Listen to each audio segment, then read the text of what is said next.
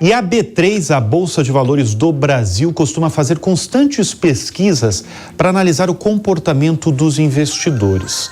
Na mais recente dessas pesquisas, o estudo mostrou que os investidores, enfim, descobriram um agronegócio brasileiro e os investimentos, os ativos ligados ao setor, responsável por 27% do PIB nacional. E para falar desse tema e do estudo, eu recebo no estúdio o diretor de relacionamento com clientes e pessoa física da B3, Felipe Paiva. Mais uma vez, obrigado pela presença aqui no estúdio, no nosso estúdio, e justamente para trazer uma pesquisa inédita aí para mostrar como anda o humor do investidor brasileiro. Eu tenho, antes de a gente começar a falar, eu tenho alguns dados no telão para mostrar para o nosso público.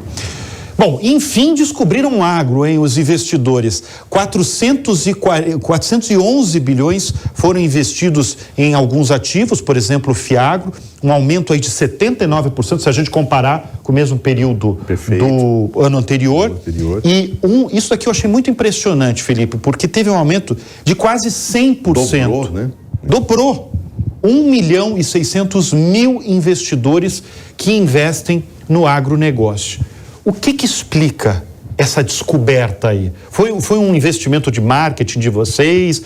Por que agora quase dobrou esse número de investidores no agronegócio? Muito interessante, Bruno. O que a gente tem percebido, e como você comentou, a gente tem divulgado essa pesquisa de forma recorrente para que todos possam acompanhar essa mudança que tem acontecido no país, né, de investimento. A gente tem falado bastante sobre isso aqui no seu programa. E agora a gente percebeu, inclusive, pela questão da taxa de juros, né, um valor representativo, de juros alta, e os brasileiros que possuem recursos para investir ficam atentos a esse movimento e vão procurar diferentes instrumentos.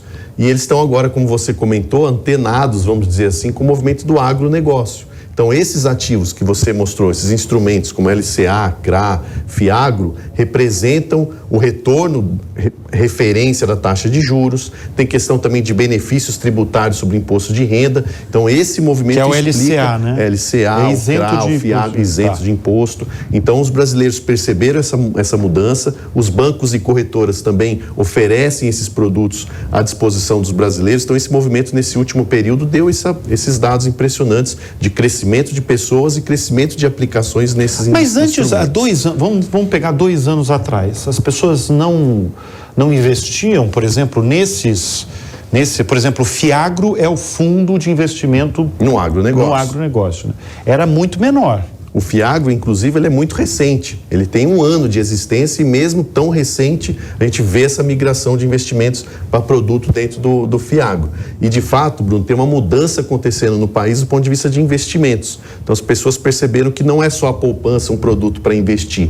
Tem várias alternativas, tem questão, como a gente comentou aqui, de imposto de renda, benefícios tributários, a questão de como acompanha esse movimento de cenário macroeconômico de taxa de juros. Então, o brasileiro se ligou que pode fazer modificações e aplicar parte dos seus recursos em diferentes instrumentos financeiros. Além do agronegócio, você está falando da mudança aí do investidor brasileiro, que por conta de altas taxas de juros, né, não só no Brasil, mas isso no mundo também, mas no Brasil especialmente, está indo para outros investimentos. Eu tenho uma outra arte que eu não sei se sobre essa arte eu também acho muito legal. Sabe por que eu acho legal essas pesquisas? Porque você vai retratando o comportamento das regiões brasileiras e dos perfis, né? Das gerações, né? Das gerações, exatamente.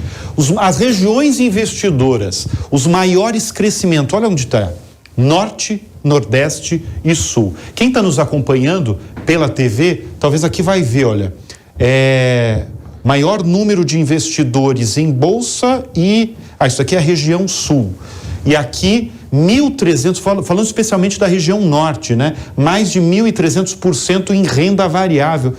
Me explica por que a região norte do Brasil tá com um apetite aí pesado na Bolsa Brasileira. Foi muito curioso esse movimento, por isso a gente sempre tem divulgado essa pesquisa, né, para as pessoas entenderem o que está acontecendo no país do ponto de vista de transformação mesmo de investimentos. E olha a região norte e nordeste sendo representativa nesse crescimento. Então, obviamente, a questão da internet, das redes sociais, a comunicação mais ampla no país como um todo, levou a investimentos, regionalizou em todo o país. E o crescimento do norte é muito interessante, seja em produtos de bolsa e seja em produtos como o Tesouro Direto, que é o título Público Federal, que também com 2 cliques você já consegue fazer um investimento num produto como um Tesouro Direto. Felipe, de todos esses dados que a gente mostrou nessa edição do Business e cedidos gentilmente pela B3, quais as maiores conclusões para você, que é um profissional que está há muitos anos na B3, muitos anos no mercado financeiro?